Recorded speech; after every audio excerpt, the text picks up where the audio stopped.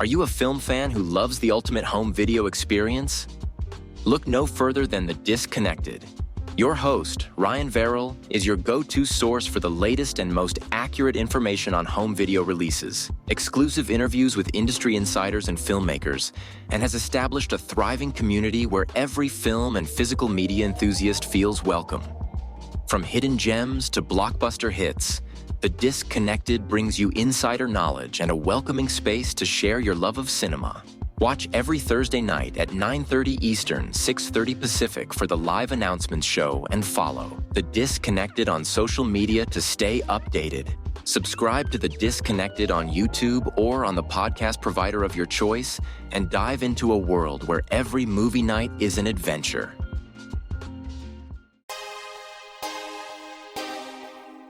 The audio commentary. It's a dying art form, but here at One Track Mind, I, your wonky yet affable host Ryan Luis Rodriguez, analyze film through the prism of these embryonic forms of podcasting, one audio commentary at a time. Masterpieces, crapster pieces, live action, animation, cult classics, films literally no one has ever heard of. No track is too small and no track is too big. Join me and my guests from the entertainment world as we keep these features alive every other Tuesday. Hey, who else is going to discuss Bill and Ted's Bogus Journey one week and Citizen Kane the next? Us, that's who. Sure, you have to put up with my voice, but there's a certain give and take in this industry. That's One Track Mind, part of the Someone's Favorite Productions family and available wherever you get your podcasts.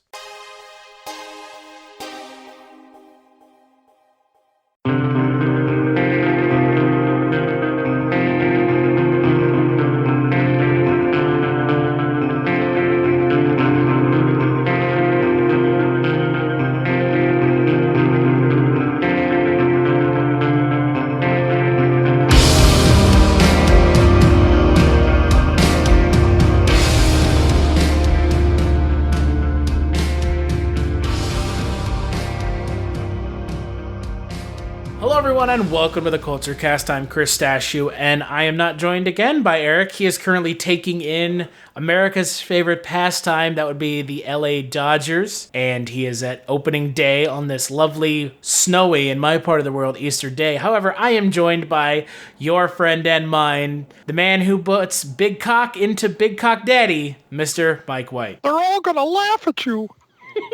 Man, that is the most obnoxious shit I've ever heard in a movie. Oh man, whoever thought that was a good idea to play that like 8 times in one scene, that's just bad. Oh, Lord. But today on the Kulturecast, we are kicking off Brian De Palma Month with a look at 1976's Carrie, a film that's kind of a big deal for several reasons, and it's also kind of surprising I'd never seen it. Like I mentioned, the film was directed by Brian De Palma based on the novel by Stephen King of the same title, and it stars Sissy Spacek, Piper Laurie, and John Travolta in a role that he's billed way too highly for. Let me put it that way.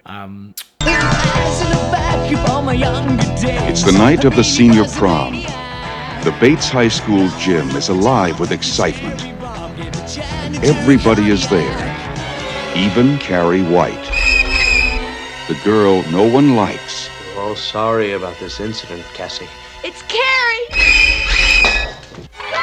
And everyone makes fun of her. Pray, Carrie! The girl who lives in that creepy house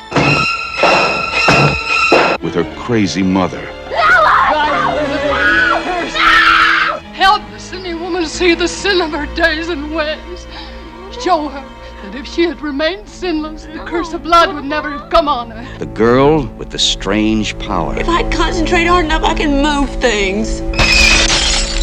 But tonight, no one will laugh at Carrie. If you don't have a date for the prom next Friday, would you like to go with me? She's with the best-looking boy in the senior class. He's trying to trick me again. She'll be voted queen of the prom. You know, I can make sure that you don't hurt Carrie White anymore. For Carrie, it will be a dream come true. For everyone else, it will be a nightmare. Carrie. A new film by Brian De Palma. Based on the chilling bestseller. starring Sissy Spacek, Piper Laurie, and introducing John Travolta in his first motion picture role.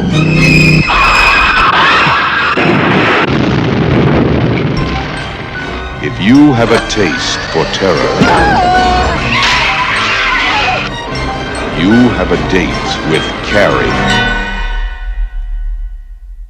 So, Mike, what did you think of Carrie? You've seen it before, obviously. Oh, I've seen this movie so many times. Yeah, absolutely love Carrie. It is one of my favorite Stephen King adaptations.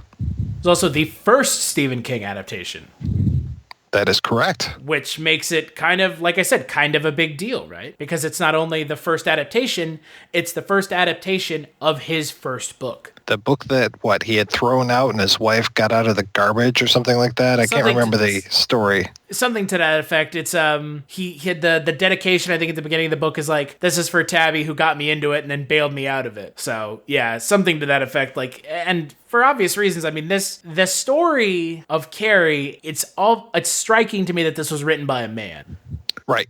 Especially when you have, the male characters in here are so minor compared to the female characters, and they're basically just doing the deeds that the female characters tell them to do. Right. Well, and that for me is why Stephen King is probably one of, if not my current favorite living author. His third acts of his later books really fail to hit the mark. But his early stuff is fantastic. But if you're like me, the thing that keeps me reading Stephen King are his collection of short stories. Because I feel like his collection of short stories are just the best. The best stuff he's ever written are his short stories. Third acts of his movies often are also not great either. Now, I've only read 2.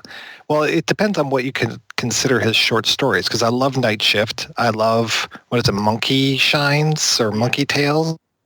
Yeah. The one with the monkey on the cover. Mm-hmm. I barely remember different seasons, but I love the Bachman books. Well, and that's the thing is obviously if you know anything about Stephen King, like you mentioned, he wrote under a pseudonym for a while, Richard Bachman, which is where we get the film Running Man from as well. Because Running Man was a Richard Bachman novel that was then turned into an Arnold Schwarzenegger vehicle for great one-liners against the host of Family Feud, whose name always escapes me. Richard Dawson. Yeah. So, but that movie is nothing like the book or the short story book. Correct. Yeah. But if we're talking about prime Stephen King, first adaptation, Carrie is it. And they've done 3 different versions now of Carrie. They've done this one. They've done a TV version directed by Brian Fuller. And then they did the, 2016 remake. I think it was 2013. And then there was a musical out there as well. And then there was a fake sequel, Carrie 2, The Rage or something like that. But it has Amy Irving as Sue Snell in that movie. Right. So technically it's canon, which is awful, unfortunately. Well, hey, we all make mistakes. Yeah, Stephen King doesn't like The Shining, so there you go. Yeah, it's true. The creator hates his creation. Oh, Jesus. That sounds like an Easter egg to me. Oh, my God. Oh, fuck. Jesus, Mike. However, though, I really like this movie. And again, like I mentioned, I'd never even seen it before. It was just kind of on the list of movies to eventually watch. And, this month being De Palma Month, I worked on this list with you and Mike Wallace. Not that Mike Wallace, but Mike Wallace of Father Malone and working at Zach Bagan's Haunted Museum fame. He's been on the Kulturecast a couple times, and the Kolchak tapes. So you guys worked with me to create this list of movies, because for me, honestly, really the only De Palma films I've seen are Scarface, which most millennials have seen, and then Phantom of the Paradise, which I absolutely love the Phantom of the Paradise. And this was his fourth thriller. I guess you could call Phantom of the Paradise a thriller, because Sisters, Phantom of the Paradise, Obsession, and then this one. In this one, he had been a known quantity before this, but this obviously really put him on the map. Right. And oddly, this is the most, he gets a lot of shit for a lot of years about ripping off Alfred Hitchcock. This, to me, is the least Hitchcock of his films. Yeah, I didn't catch any, Hitchcockian vibes. This movie is it struck me more of, Roman Polanski in a way. Rosemary's Baby type feel to it. It has a lot of gothic horror in it. And obviously, like, there's not a lot of blood and there's not a lot of gore in this movie. There's none. So it does a lot with a little, if that makes sense. The most Hitchcockian thing for me is when they are dancing. She and William Katt are dancing, and the camera's spinning around, and they're spinning around as well. It kind of reminds me of Vertigo. Yeah. But there's not, like, there's no shower scene like we had in Phantom of the Paradise. There's no, there's some voyeurism going on in here, but mostly it's we, the audience, as the voyeurs, especially when we open up in that shower scene, or it's not obviously the opening, but very close to the beginning of the film is this scene in a girl's shower, and it's like, oh, we're pulling back the curtain and being able to see something that we've never been able to see before as male viewers, and experiencing this slow motion with that amazing score, who's a Pino Donaggio score, just going over and just so loving and everything, and Sissy Spacek soaping her breasts, and it's just so sensual. And then we get the first, like, horror moment of it happening, so we get that great, that twist of the knife. Hey, this is Jason Kleberg from the Force 5 podcast, a show that forces a guest to come up with a movie-themed top 5 list topic, and then we reveal our picks on air. Top 5 heist films, top 5 tearjerkers, top 5 movie dogs. Every show you'll be asking yourself, what would be on my list? Guests include directors, screenwriters, actors, podcasters, musicians, authors, and even a professional wrestler. Subscribe to the Force 5 podcast, and you won't just be a listener, you'll be a list nerd. The Force 5 podcast, available wherever you're listening now.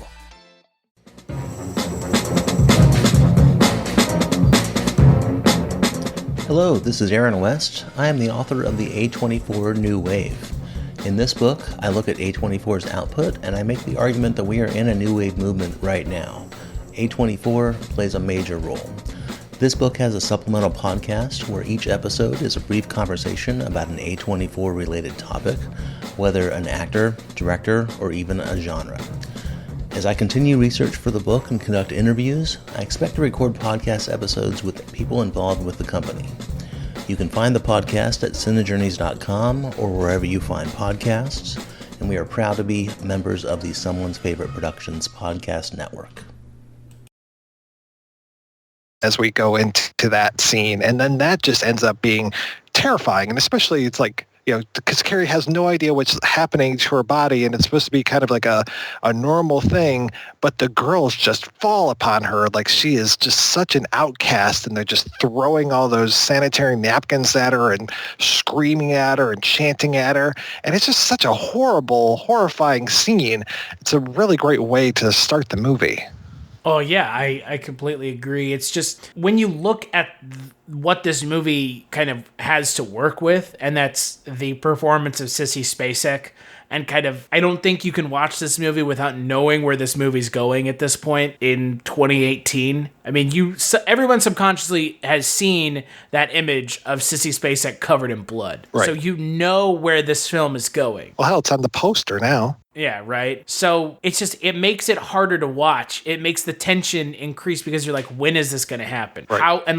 How much worse is this going to get before this happens? Because, I mean, it hits pretty much it hits a crescendo right as the bucket of blood falls on her head. Mm-hmm. And it is just, I mean, from then on, this movie just kind of does a 180 in the best way possible. Right. One, I love that use of the slow-mo during the prom sequence, and De Palma just dragging everything out and just heightening the tension, ratcheting it up, and the use of sound in that scene too, where sometimes we hear the dialogue, sometimes we don't, but again, we get that score going over so much of it. And that to me is the most Bernard Herrmann-esque time that the score gets close to Hitchcock, is just hearing those kind of stabs of the violin, especially when Sue is there and we get the lights moving and she's not really noticing it for a while, and we'll get those little stabs of those violins when the lights move, and it's just like, come on, Sue, pay attention. The sound design in this film is fantastic. It may be the best thing about this movie from a technical standpoint is the use of sound, because they use it to let the audience know when Carrie is using her powers. Oh, yeah. And it's, that is very Hitchcock-esque in a way that's, is it original? Not really, but at the same time, it works really well in the film. So it doesn't necessarily have to be original. When you boil down the plot to this, it's so simple. It's like the whole idea of girl tormented at school. You've got the two other girls, Sue and Chris, and them plotting, one kind of trying to help out Carrie, the other one really not trying to help out Carrie, and their machinations. And then you have her teacher as another spoke of this wheel, and you have her mother as the other spoke, and just how all four women kind of act upon Carrie until Carrie finally acts upon the world at the end. And I find it very nice that it isn't until she becomes a woman, when she has her first period, that she gets these powers, that she exhibits these powers, and that she's able to take control of her life in that way. Though the ending is always a little questionable to me. Like, is she being punished by God? Is she punishing herself? Is she being punished by her mother's spirit? Why is this necessarily happening? But the house sinking into the ground is an act of God. Is that right? Okay. Oh, I don't know. I'm just assuming so. It could be. It's very symbolic, let's put it that way. I mean, the house being consumed in flames, sinking into the ground. I mean, I don't, any 5-year-old with any basic knowledge of the Bible could be like, oh, it's sinking into hell. But like how that happens, like you said, is so kind of out of left field, right? Right. I read the original screenplay for this last night, and it's interesting that there's a whole extra thing that happens before the beginning of this movie. Like, the whole idea of the shower sequence doesn't take place until about 15 pages in. And before that, you get a lot more of Carrie. It's a flashback scene to Carrie seeing her neighbor, and her neighbor is sunbathing, and she goes over and says hello, and she's fascinated. This woman has, as she's sunbathing, she has her breasts are partially exposed, and Carrie's just like, oh, what are those? What's going on over here? And the girl's like, oh, these are my breasts. And she's like, oh, I won't get those. Mama says only bad girls get those. And that's why she has breasts, is because she got those when she was doing the devil's work and having me, and making me. And it's just like, there's this whole thing. And then also we get this thing of like stones raining down on the house when Carrie's mom calls her back in, and they have this kind of, like you're saying, like an act of God happening with all these stones falling on the house. So it kind of tells us that something is going to happen with this house later on in the story. But I think that they were really smart to cut that out, so we didn't have to suffer through this 8-year-old version of Carrie, and that we could just get really right into the shower sequence and set that up right from almost the very beginning. Well, and that's the thing with the remake of this movie. The remake actually puts some of that on the DVD, some of those things. So the remake of the movie even tried to be more, I guess, faithful to the version of the film that didn't get made originally, because they cut the stuff with the rocks out because it just didn't look good. Right. I think it was a budgetary restriction, I'm assuming, or they just couldn't get it to look right. But they actually have that in the remake with the stones hitting the house. So I did not watch the remake. Is it any good? I mean, it's diminishing returns. You know the story. The story is not any different. They just kind of add some stuff in, like you were talking about, that you had like kind of heard about in the original that didn't make it in there for obvious reasons, namely technological reasons. And in this movie, they kind of have them in the deleted scenes because they still didn't want to show them, but they're still there if you want to see them. So right. I mean, Julianne Moore is okay. Chloe Moretz, I never really take her seriously. See, I like Chloe Moretz, and I find her to be very pretty. So I'm not trying to say that Sissy Spacek is ugly, but she has a very unusual look. And I think it sets her apart from the rest of these other girls, because the other girls that are in the original Carrie are very pretty girls. Right. And she's already an outsider just by her looks, just by the straight hair, the very pale eyebrows, the lack of makeup, all of these kind of things. She's very much an outsider just from that. Right. And so Chloe Grace Moretz, unless she really, dowdies herself up, but I just don't see her playing Carrie. She doesn't. So I said, I can't take her seriously because she just looks like the pretty girl from everything I've ever seen her in. So right. It's one of those things where it's the really beautiful girl who's wearing glasses and everyone thinks she's ugly until she takes her glasses off. Yeah. Yeah. Sissy Spacek is fantastic in this film, though. She is fantastic. She's the best part of this movie from like a film watching standpoint. Her role, I mean, you feel for her character. Hell yeah. Oh yeah. And Piper Laurie just over the top and really such a great villain. Torments the shit out of her. Oh yeah. Just like absolutely torments the shit out of her. And thinks she's in the right the whole time. Right. Which is, again, what makes it so good. Is that she fully buys in. And if, for fans of Twin Peaks, you'll recognize Piper Laurie as Catherine Martell from Twin Peaks. But this film is the reason she ended up being in Twin Peaks, more or less, because this film, like, revitalized her career. Kind of, like, brought her back into kind of the mainstream as kind of a mainstream actress. And there's a reason you mentioned John Travolta being so high up in the credits. There's a reason why he was that high in the credits was because at this point he was Barbarino on Welcome Back, Kotter. Right. And he was huge in that role. And this is pre-Grease. This is, I think, one of his first film roles. They say that he's in The Devil's Rain, though I've never actually seen him on screen. But this is one of his earliest roles, and that's one of the reasons why he manages to get so high in the screen credits. And I really like him and the relationship between him and Nancy Allen in this. And I really like the fellatio scene, especially when she keeps saying his name in order to like hide that she's giving him head.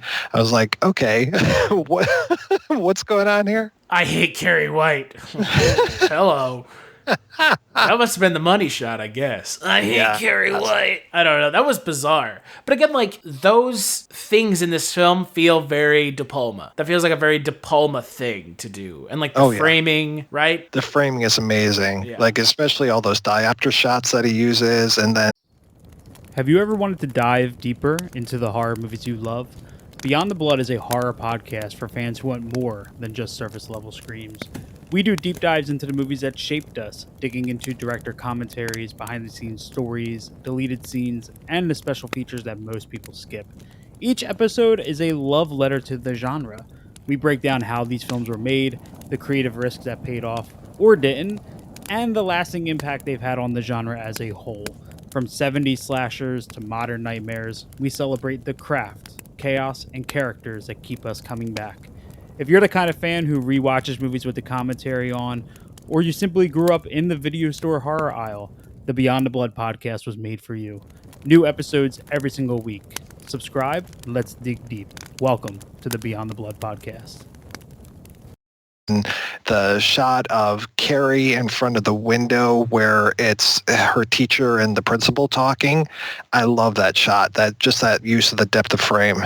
Yeah. Well, and also the framing of the scene right at the end when she's about to flip off and it's showing kind of her panel moving across the screen. And the people laughing. And again, also left up to interpretation at the end of the film. Were they actually laughing at her or not? Right. And I love that. And then it makes her less of a sympathetic character in my mind. If you're kind of like, but are you really being laughed at? Because it seems like a hallucination, right? Yeah, it does. There are times where it's like, is this really happening or is this not happening? Especially, I mean, PJ Soul's laughing. I can see that actually happening, but I think the rest of the people would be like, no, that's really bad. Why are you laughing at this? And this whole movie is essentially setup. Like, this is an hour and a half. It's probably like an hour and 20 of setup. And then the last like 10 minutes are the huge payoff of this movie. Oh, yeah. The catharsis is amazing. Yeah, it's fantastic. I mean, you get her killing everyone at her school,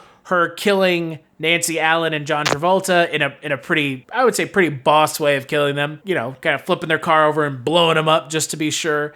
And then you get her getting her kind of religious revenge on her mother by crucifying her to the wall. Yeah. Which, again, fantastic. After her mother stabs her in the back. And really stabs her in the back. Literally stabs her in the back. Yeah.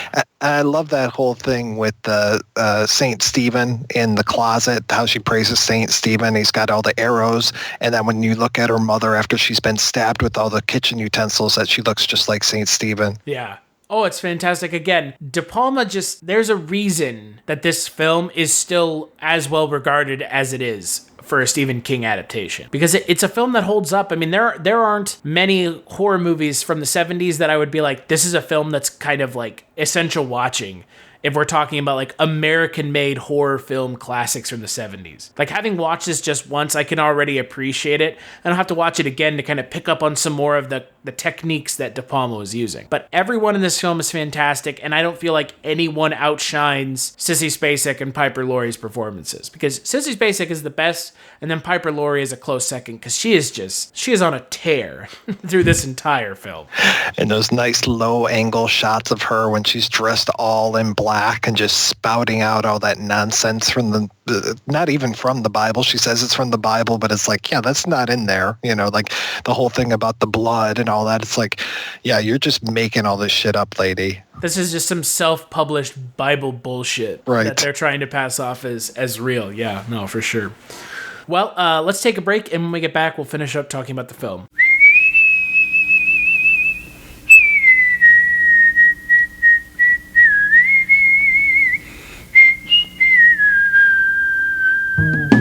Who is Carl Kolchak? He's a reporter. Now that is news, Vincenzo. News! And we are a newspaper. We are supposed to print news, not suppress it. With the INS. What's an INS? Independent news service, sir, founded in 1904 by Enrico Paluzzi. Who seems to have a nose for the strange and unusual. Well, last year in Las Vegas, I uncovered a series of murders that turned out to have been committed by a vampire. And what is the Kolchak Tapes? It's a podcast. All about Carl Kolchak. What's a Kolchak? The Night Stalker. And where can you get it? On iTunes, Stitcher Radio, and at www.kolchaktapes.com. As foolish a game as any that Gory the Ghoul could make up.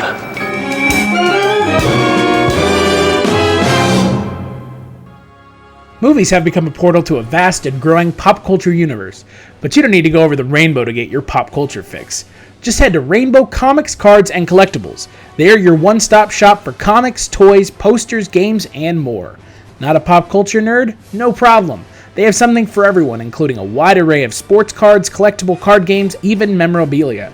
Stop by one of their 2 locations today. The flagship location at 3310 South Minnesota Avenue, Sioux Falls, South Dakota, or their newest location at 1501 Pine Lake Road, Suite 17, Lincoln, Nebraska.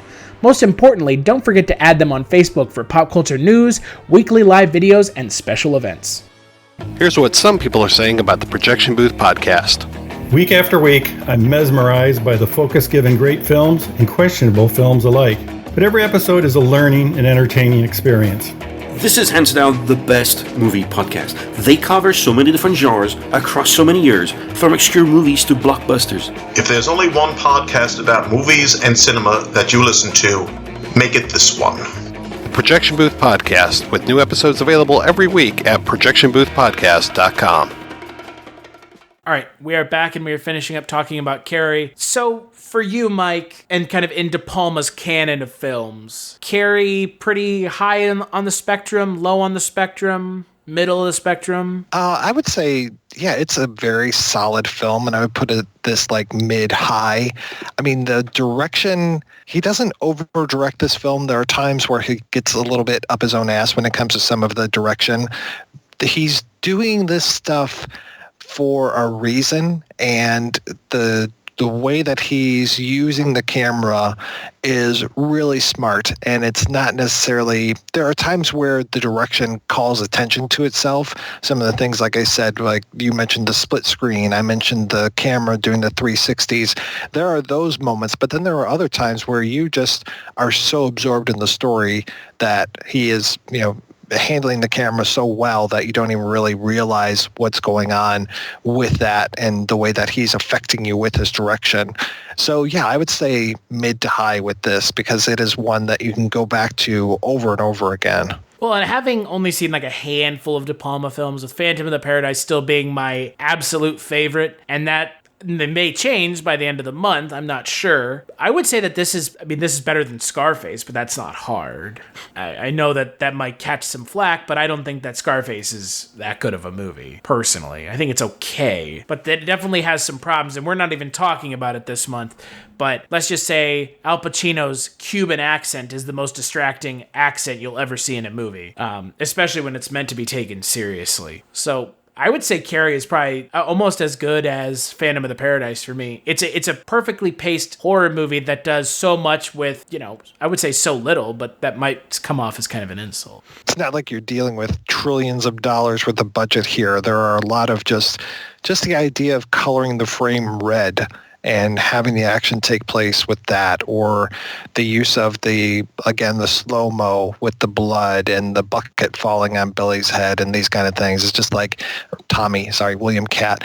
There are so many like little things that he's doing that really makes a big impact without a ton of money behind it. Yeah, film has a budget of $1.8 million, but that's in 1975-76 money, so take that with what you will. And just little things like the slow-mo at the end, and did you notice the car going backwards behind Amy Irving when she's walking up towards the house? Well, because it was filmed in reverse, right? Right, yeah. So it's a nice effect that he's just like, let's make this more dreamlike and have you walk backwards and we'll play it forwards. It's like, okay, yeah, that's nice little trick that you're doing that, again, kind of just adds to the surreality of the situation. It's a great use of reverse motion because you want to kind of subtly clue the audience in that it's a dream sequence, but not completely give it away. Right. And so as opposed to like really giving it away, you just kind of hint at it, and then you catch him with the Sissy Spacek arm popping out of the grave. Which still makes me jump today. It's kind of cheap, but in the best way possible. Yes. Unlike Friday the 13th, it's cheap in a good way. And because Friday the 13th is just cheap for cheap's sake. So, well, what would you give the film out of 5, Mike? I'd give this 4 out of 5. Yeah, I'm with you. 4 out of 5 for me as well. I think it's a good movie that, is there a remake? Yes. Is the remake worth watching? Compared to this one? No.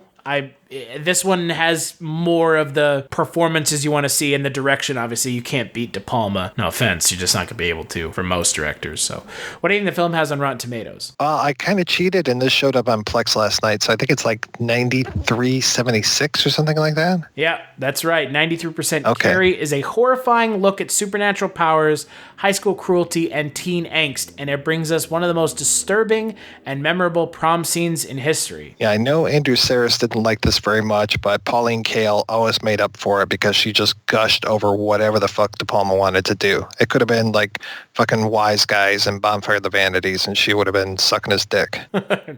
Jesus. Oh, man. Well, Mike, what was I going with that? Oh, shit. I don't know where I was going with that. Let's just, hold on. So let's take our final break, and we'll play a preview for next week's show.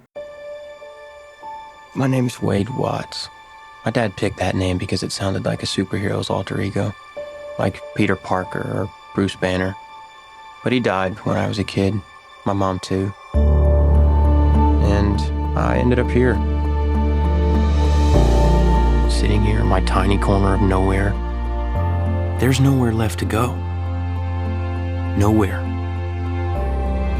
Except the Oasis.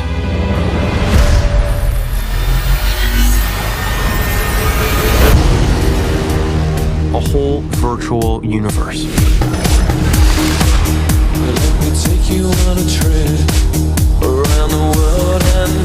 People come to the Oasis for all the things they can do.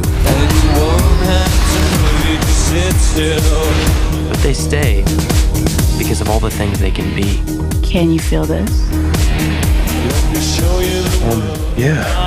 It's the only place that feels like I mean anything. The Oasis was the brainchild of James Halliday. Hello. If you're watching this, I'm dead. I created a hidden object, an Easter egg. The first person to find the egg will inherit $500 billion and total control of the Oasis itself. Who is this Parzival, and how the hell is he winning? Find him. This isn't just a game. talking about actual life and death stuff. The Oasis. The world's most important economic resource. It's nothing less than a war for control of the future.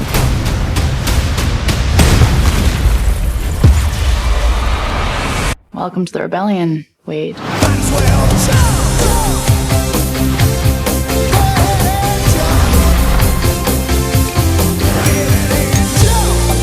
Like many of you, I only came here to escape. But I found something much bigger than just myself. Are you willing to fight? Help us save the Oasis.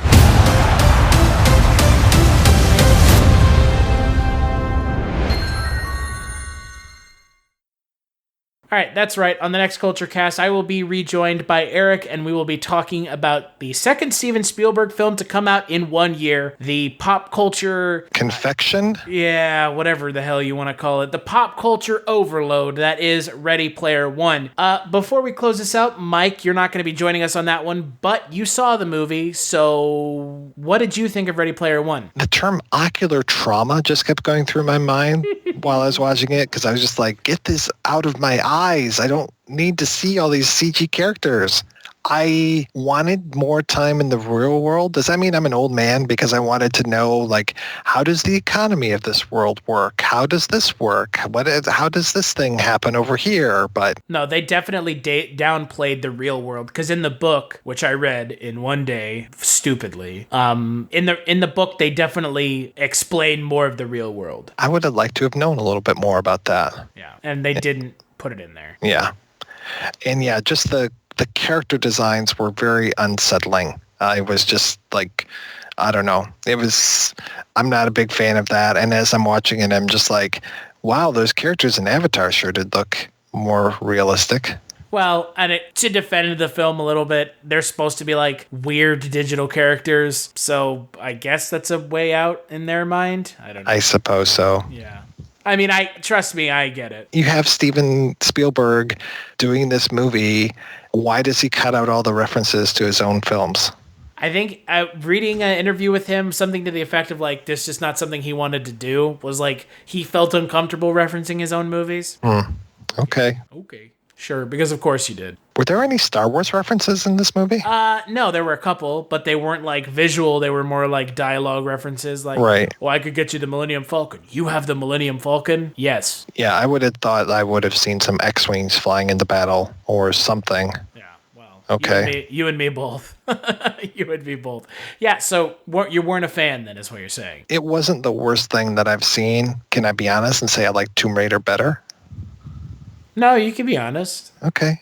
Yeah, I like Tomb Raider better. It felt rushed, and it felt like there were things that were cut out that would have made it a better movie, but at the same time it felt like it wore out its welcome pretty early. I enjoyed it, but that was my first viewing. It may be one of those movies where I come back and watch it again and I'm like, oh, okay. I'm not sure I need to pick the movie apart to make sure I catch all the references. No, for God's sakes, no. Yeah. And for me, the references worked better in the movie than they did in the book, because the book was just too much. It was like every other sentence was like Ernest Cline thinking he was being clever by putting another reference in, so... Oh, so it could have been a Diablo Cody kind of thing? Yeah, kind of. It could have, yeah. Ooh, no. It also was very un-Spielbergian as a film. Yeah, I totally agree. It didn't feel... Like, towards the end, when... like one of the characters punches another character in the face, I was just like, okay, this kind of reminds me of like an 80s film. This reminds me of like the end of the Goonies or something. But yeah, it felt like Zemeckis, of all people, who I haven't been a fan of for a lot of years, but it feels like Zemeckis probably should have done this movie, especially since they're making so many Back to the Future references. The Zemeckis cube. Yeah. Great. And just the music cues, having Evan Silvestri doing the music, and wherever he and H would meet up at, not H's warehouse, but there was a big, I can't remember the character's name, but so-and-so for mayor, that was in the first Back to the Future. There are so many Back to the Future references. The references kind of got a little much, and they weren't done necessarily in a way that I was like, this is good. Still liked it better than Scott Pilgrim. Yeah, sorry. Hey, it's your opinion. Scott Pilgrim is, again, similarly diminishing returns, so... Yeah. So, with that in mind, where can people find you, Mr. White? Well, now that I've just shit all over everybody's favorite movie, they probably won't want to go over to projection-booth.com and find out more about the Projection Booth podcast, or go over to kolchaktapes.com and listen to the Kolchak tapes. And as always, you can follow me on Twitter at Kulturestash. You can You can follow Mike on Twitter at ProBoothcast, and you can follow Culture Shocked, our parent website, on Twitter at Culture Shocked. Head on over to the website and you can find out more information about today's episode. You can find links over to iTunes where you can rate and review the show.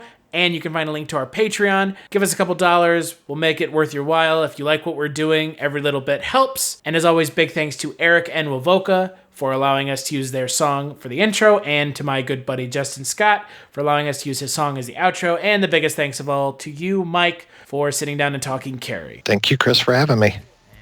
Catch you on the next Kulturecast.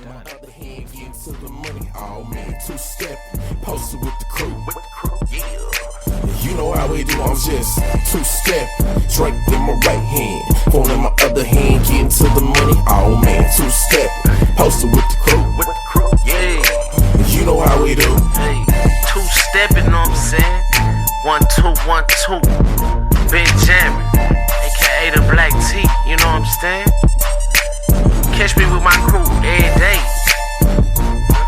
two-step. Phone in my other hand, like, hello? Oh, get into the money, man. Yeah.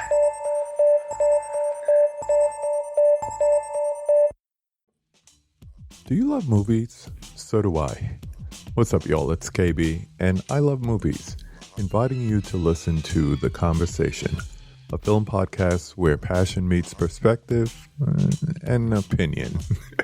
From the old school to the new, I invite a guest on to discuss the movies that thrill us, challenge us, break our hearts, or even blow our minds. There's always new episodes dropping wherever you get your podcasts. So join the conversation. We don't just watch movies. We love talking about them too. The Conversation with KB Loves Movies, a part of Someone's Favorite Productions podcast network.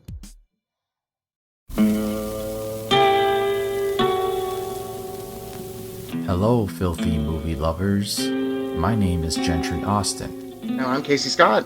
And we're the hosts of the Sin Syndicate, film podcast for something weirdos, anti-criterion bros, and Joseph Sarno aficionados.